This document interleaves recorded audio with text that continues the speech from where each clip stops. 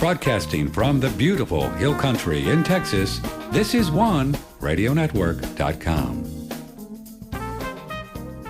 Well, a very pleasant good morning to you. Hi there, this is Patrick Timpone, and it's a Monday. Oh, rainy days and Mondays will get you down. We could use some rain. I could go down like that, but it's going to come soon. It's October 10, 2022. A little bit later on this morning, we're going to talk with an old friend of mine who knows more about sweating than sweating, and we do a lot of saunas and the benefits of sweating. And you'll be surprised at some of the new information, if you can imagine that, after many years of people doing saunas and sweat lodges, the benefits of sweating. So we're going to talk about that in a couple of hours. Tomorrow, Bart Kay, he's a fascinating fellow, Mr. Bart Kay.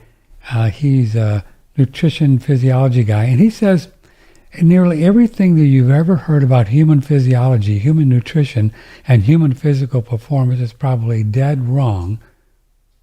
I recently left academia permanently because they wanted me to teach falsehoods, as well as published research, author, reviewer, lecturer, and consultant. I've developed a passion for putting right the wrong. Join me on the journey of discovery. We'll talk to him tomorrow about what is the very best foods to eat and the why, and how we can prove it or not. That'll be tomorrow. And so we got some other people tomorrow, too, which are escaping me at the moment. Matthew Arrett is with us this morning. Matthew's a good guy. He is a CanadianPatriot.org, but he really gets around. He's got a little Substack thing that I don't understand how that works because, he's a geek. And Matthew is a researcher and an author, and he just writes a lot of cool things about geopolitics, and he has a book on Canadian history. Right, you have a book on the history of Canada, Matthew, too? I don't hear you. I hit mute by accident. I have four books on Canadian history, actually. 4 books. Yeah. Couldn't get it all into one. I tried. Didn't work. Hey, we're going to talk about Putin this morning, but is it true then that the Queen Mom, who, God love her, she left us, did she really control the purse strings there in Canada? No, not really. I mean, really? Yes and no. The institution of the crown is somewhat different from the individual personality who's put into the position as what they call the fount of all honors. The crown is certainly the greatest landholder by an order of magnitude, more so than any other individual on the face of the earth. Wow. Most of Canadian land is legally crown lands. I think only 11% of the Canadian surface area is not crown land. So that's over 90% is. Wait. So 90% of Canada is owned by the British Crown? 90%? 90%? Wow. 90%. Now, is that His Majesty in that crowd, or the Bank of England, that crowd? No, it's legally under the control of the entity of the crown per se. And, you have other emanations of the crown, institutions that control things like the crown corporations. So across Australia, Canada, we have like the Bank of Canada is a crown corporation, meaning that its owner is the crown. Now, in practical terms, it tends to, people don't see that so much because they allow it to operate under conventional systems, but under any type of crisis, it would easily be commandeered and taken control of by those who actually do manage it from behind. Same thing for Britain too. Like all of the seashore across the entire UK, all of it, up to I think 20 kilometers, maybe more even, might even be 200 kilometers. I'm screwing up my numbers here in my head. It's all crown. Controlled by the Crown Estate, which is one of the biggest property holders in the world. But all of that, where all of the windmills, offshore windmills, which provide now something like 25% of the UK energy, which is why the UK energy situation is so bad, because they've put themselves in a dependency situation with windmills, worst quality of energy you'd ever expect. All of this is just giving money to the Crown Estate, 25% of which of the funds go to directly sustaining Prince, or now King Charles, and his heir, inner family. Wow. The rest goes technically into the coffers of the government, but otherwise, yeah, it's more nasty than people realize. Yeah, I can imagine. So the Queen and now Charles, they get 25% of the take from everything that comes in from the Crown Estate. From the Crown Estate, which is a lot of stuff. I mean, Quite a bit of Australia, stuff. yeah, and still South Africa and India, all kinds of places, right? To this day. Well, there's overlap. The Crown Estate operates primarily in the UK, in terms of controlling most of the castles, most of the like a lot of the farmland, all of the seabed, a lot of stuff. Then you have other sections that, for me, I'm still researching and trying to fill out in my mind how this really operates. You have managers, for example. This is another thing people don't know about. You have Crown managers, and they're actually called, it's a corporation called Crown Agents. It was set up in 1833 as a private, pseudo-private department operating out of the Colonial Office. It changed its name in 1996. It has one owner called Crown Agents Limited. I don't even know who the individuals are who own that. And they control, for example, when you go to their website, you go Google Crown Agents, go to their website, and they control and manage the energy and healthcare systems for Ukraine. Whoa. And a bunch of African countries that are part of the Commonwealth. The Commonwealth, is something that people think is not the empire. It is the empire. It is the center where the Commonwealth today on a map looks almost exactly like the old British Empire map of the 1920s. And if you look at where strategically things are located, first of all, it's still 22% of the global surface area. Oh yeah, it's a huge 2.5 billion human beings live in the Commonwealth zones. Areas like people that think that Hong Kong is fully Chinese controlled. No, they technically went back to China in 1997, but China has still been working at extracting the British-controlled deep state that was built up over a century in Hong Kong. And today, Hong Kong still participates in Commonwealth institutions, like the legal institutions, other things, and most of the actual jurists controlling their judiciary are British nationals in Hong Kong. Wow. So it's not there's, and also the Caribbeans, the center of global money laundering. Mm-hmm. These are all British, Barbados, Caribbeans, Isle of Man on the other side of the ocean. All of these money laundering centers, which process most of the global narcotics profits internationally, that sustain international crime syndicates across South America, across the Italian mafia, everything.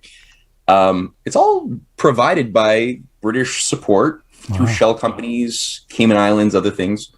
It's a whole. That's what the City of London is. That's fascinating. Yeah. So if we take the position just in general, and I'm sure there's caveats to this, Matthew Everett, that the Klaus Schwab boys and the Davos and the UN and this whole crowd, that they control a lot of government, certainly do in this country. We know that. The Biden administration, do they have the same juice on the crown?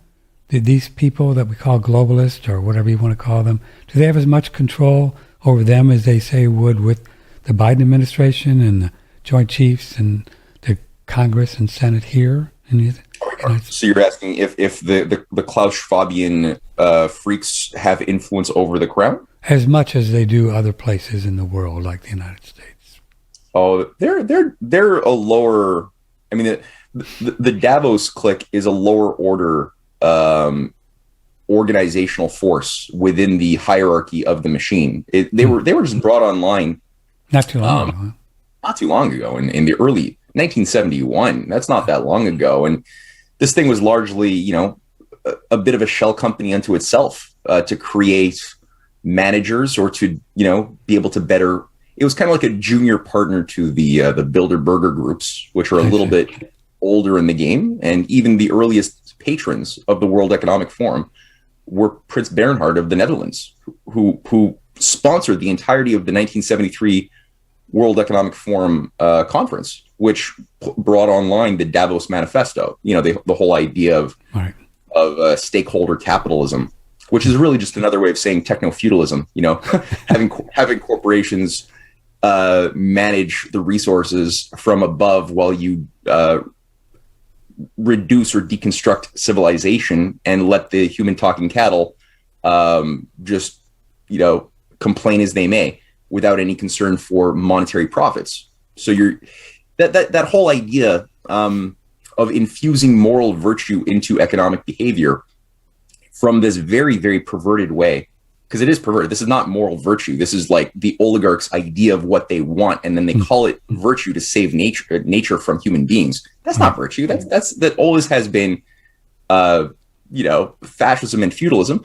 Now, again, the Davos crew, the founders, Klaus Schwab, was always just a synthetic shell, not much of a deep thinker, but he had no qualms with his conscience, and Henry Kissinger saw his talent when he was his teacher at Harvard under a CIA-sponsored program.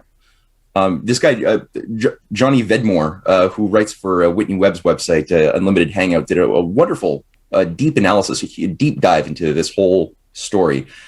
And yeah, they just installed this guy. He would obey and be deployed to carry out orders. Maurice Strong also was a key figure from Canada as far as like a grandfather of the Great Reset, who was a co-founder of the World Economic Forum. And, they created a little synthetic lower order version of the Rhodes Scholarship brainwashing operation that had already been going on for a century. We talked about that in the past, called the Young Leaders Forum in the early 90s. So yeah, but they don't control much at all. They're pretty mediocre. They're mediocre, but they put up this thick German accent kind of guy that seems like he's, whatever. Yeah. Yeah. It's a bad movie script, It really is. It's pretty bad. It really is pretty bad. Yeah. So, what do you think the people that control Schwab and that they're really high on the food chain? Do they, in your opinion, want to take Russia over, down, kaput? We want you. Do you think? Yeah. They want to wipe. Wow. Well, Dick Cheney had and forgetting his name too. He had an associate in the 90s. Forgetting his name, but he'd written about his experience with Dick Cheney regarding the de-Sovietization of Russia after communism fell, and the guy wrote a few years later saying how disturbed he was to discover that Cheney actually didn't care. His passion was not the de-Sovietization of Russia; it was the actually destroying Russia as an entity. Was what his passion and aim was. It was also the same passion that animated people like Zbigniew Brzezinski, who wrote extensively and talked about the need to carve up Russia in the 1990s. He described this in his grand chessboard, to carve up and destroy the Russian Federation into these micro states with little mini ethnic groups, because Russia is over 100 different ethnicities. It's a huge territory, right, covering like 11 time zones. So there's a lot of different diverse ethnic groups all over Russia. And what these oligarchs and social engineers will always do is they want to divide to conquer. So what they do is they inflame the tribal passions of local minority groups. They cultivate certain stories catered to each of these groups, whether it's like Ukrainian hyper nationalists, as we've seen, who have had stories passed down to them, romanticizing this Nordic, grandeur of their superior gene stock, which expressed itself so wonderfully in the fascist Ukrainian movements of the 1930s and 40s under Bandera and Mykola Lebed, who they think are just the greatest. And the Russian Untermenschen, the Slavic dirty Slavs with their lower genetics, have been trying always to control them like the orcs from Mordor. And so they're deployed then. It's not like their handlers really care about the democracy or safety of the Ukrainian people. They'll deploy them and use them for geopolitical purposes, as we see today.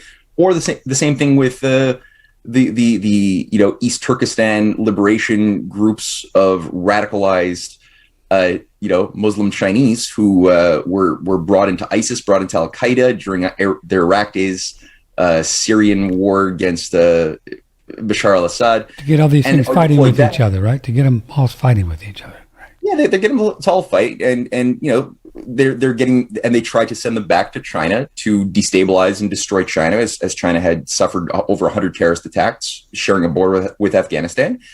And the actual funders, the CIA, any National Endowment for Democracy, will always use these things. So back to your question, Zbigniew Brzezinski had been he laid out programs to carve up Russia into something like 12 microfederations to be broken up and subdued under the IMF back in the 90s. And even today, you have organizations like the Decolonize Russia Operation, which openly, it's part of what's called the Free Russia Forum, set up in 2016 by Garry Kasparov. It has a lot of Brookings Institute, a lot of Atlantic Council, like the NATO think tank officials who oversee this, setting up conferences in Poland and Warsaw, all over Eastern Europe, to promote the idea of decolonizing Russia, the idea that Russia is just intrinsically this artificial state that should be undone by giving devolving authority and sovereignty to the local regions of different ethnic groups and having them become little separate microstates. So they're still pushing that idea. It's they want to destroy Russia completely as an entity. Just like they want to do for China too. They have the same maps to break up China into something like 7 different microstates controlled by the IMF. Same thing. Wow.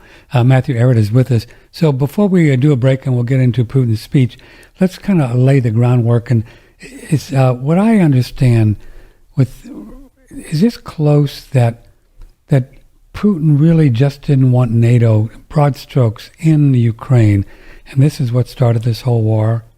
Is that close? I mean, he just didn't want NATO on his border, right? Isn't there 250 miles of Ukrainian-Russian border? He didn't want the rockets 10 feet from his border, pretty much. Yeah, he wanted a buffer to prevent exactly what has happened every single time Russia has been attacked from the time of Napoleon to, the Germans. There were times in between as well. And they always, what happens is that, especially with the case of Germany, they always need to enter Russia somewhere, and they've tended to select things like Poland, Ukraine as entry points to invade. Russia could clearly see the growth of NATO and the ambitions after the Soviet Union collapsed of a global NATO to have full monopoly over all nuclear strike potential anywhere in the world. And Putin called it out in his Munich Defense Conference speech of 2007. People can listen to that. He's very clear that he's simply saying this idea of encircling and containing Russia with a missile shield that we know is directed against us, because he's like, yeah, I know you're building up this missile shield in Poland, Romania, and everything else with the argument that it's to stop big bad Iran from attacking Europe. But honestly, we know it's actually us. Stop bluffing. And everyone denied him, saying, no, it's really just Iran. And they said the same thing to the Chinese on the Pacific side when China was saying, we're really troubled by this missile shield in South Korea and, the 100,000 U.S. military troops stationed around China's perimeter with the military bases in Japan. And we're really bothered by this. And the argument being made to them was, no, it's all about North Korea. They're loco. Don't worry. We like you, China. And now it's become, no one's even denying it really at this point. It's really, this is a containment, not just against Russia and China, but also that can be converted into an offensive force very, very easily with various missile systems that have been installed also in the Arctic, in Alaska and soon Canada, that could deploy offensive nuclear warheads against Russia, and if you include hypersonic technology into that mix, that puts, Ukraine, if Ukraine were to host Western controlled missiles, which is what Zelensky has called for, and many Western NATO files want this badly, then that puts a strike 7 minutes away from Moscow. That's unacceptable. And Putin said for 8 years, that's all, is just sign something in writing that will keep Ukraine a neutral buffer zone, keep them neutral. And that's all. And, the handlers of Zelensky did not want to let that happen. They want to use it for other purposes. So this is just an ongoing plan to close in, is what they want to do. And this close in on, and eventually just take Putin over, or assassinate. Yeah, they want to be able to sit down at the table with Putin, or ideally, actually what we're seeing now from people like Bolton, is they want to they're coming to the realization that they have to kill Putin, which Bolton recently literally called for the assassination of Putin. I saw that. Which is weird because they keep on telling us in their propaganda agencies that Russia is being defeated in Ukraine. It's only a matter of time before they're completely defeated and humiliated. But that's all we see here. That's all. Like if they really, I know. And then it's like if they really were that close to being defeated, and if they really were that weak, why are you saying that the only way to stop Russia is to kill Putin?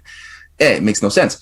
So but what they want to be able to do is to tell the Russian leadership that we have won. We have won. There's nothing you can do to retaliate against a nuclear strike because we have you completely encircled with technologies we don't even have yet. Because frankly, Russia has even like unveiled new generation response technologies with advanced hypersonics, underwater drones, nuclear powered missiles that can fly for almost days on end in stochastic maneuvers where you can't really predict where it's going to be before actually being sent down to hit its target. So they've unveiled since 2018 technologies that are far beyond the capabilities of anything the West has done, as it has just sort of sat in arrogance for the past 30 years, thinking that they won the world since 1992. They haven't really invested or maintained their military systems. Now we have, and this is not a bad thing necessarily, because this puts now Russia into a state where it can always say in response, well, you say that you got us encircled, but reality, you could probably get a lot of damage onto us. You could probably do a lot of destruction to Russia. But the idea that we can't retaliate is no longer valid. We will destroy anything and anybody who is hosting this aggression against us. So we're going to take you down too. And then the question is, do you really want to just blow up the world and everybody? Do even the oligarchs want that outcome of reigning over a world from their underground, bunkers for the next several generations? Is that really an out? I don't think that they really want that. They would prefer a world that is not under nuclear winter. So yeah. Wow. Okay, let's take a little break here with Matthew Ehret. And what do you think? If you'd like to come in, please join the show, Patrick at OneRadioNetwork.com, and we'll tell you of all the different places you can look at Matthew's stuff. I mean, you can tell this guy, man, he's a geek and he's looking at these things that, you listen to the radio here and, driving around, and it's just like a fairy tale, what's going on with this Russia thing. So Putin had quite a speech. We put it on our little social media and on our website for a long time, and we're going to dig into it with Matthew Ehret here in just a moment and see what Putin had to say for himself. And I think you'll find it interesting.